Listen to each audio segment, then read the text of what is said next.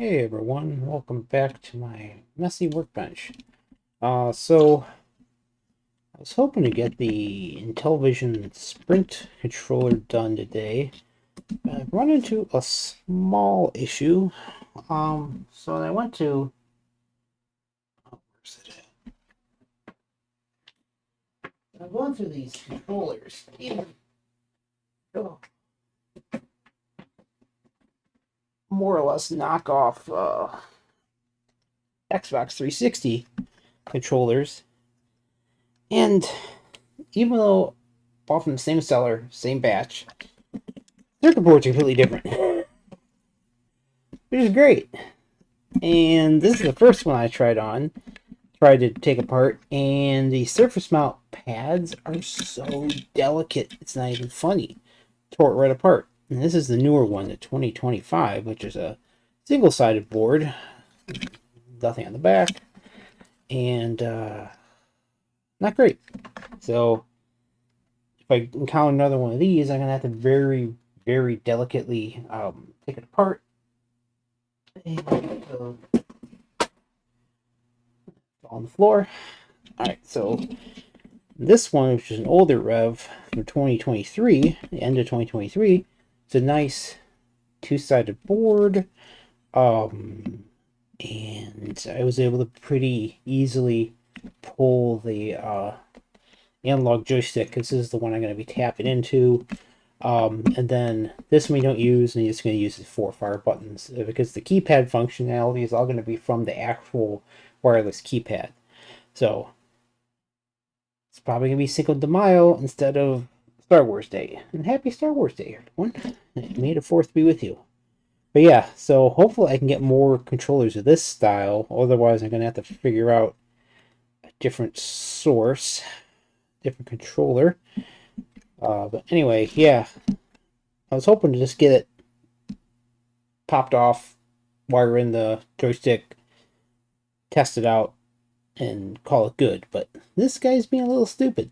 This one's not too bad. If you ever look at all pads work, is pretty similar. Let me get a little light on my face here, actually. That's what's wrong. Are these not plugged in? No, they're not. Almost my face is really in darkness here. Not that vain, but at least want some. There we go. So if you look at one of these guys, you open up any modern control, they're going to be very similar. These are your analog controls, and they have a little button on the side, clicky clicky. This is your 4-way D-pad, analog, digital, and then you have your another analog over here, and then your 4 buttons. Sony, of course, has 2 analogs on the bottom, digital up top, and then similar arrangement. This actually used to have analog pots for the trigger buttons, and I removed those because I needed to take those off to get at these pads here. So desoldered that. This board is really nice and clean. It's very thick, FR4, so I'll have to open up the rest of those controllers, see what they look like.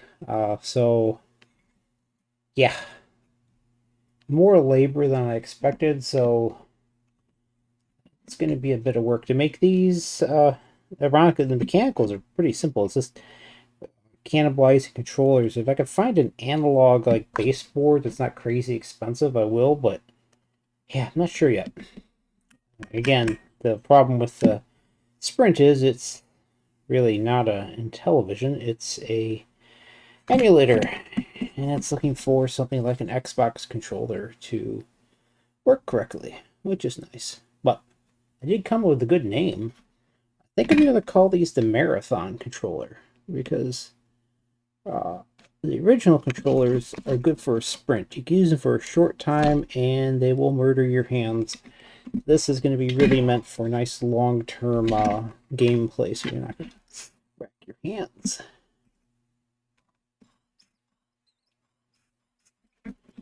This is an oldie but a goodie.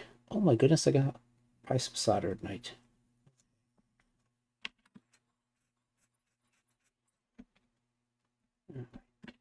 nice and clean now.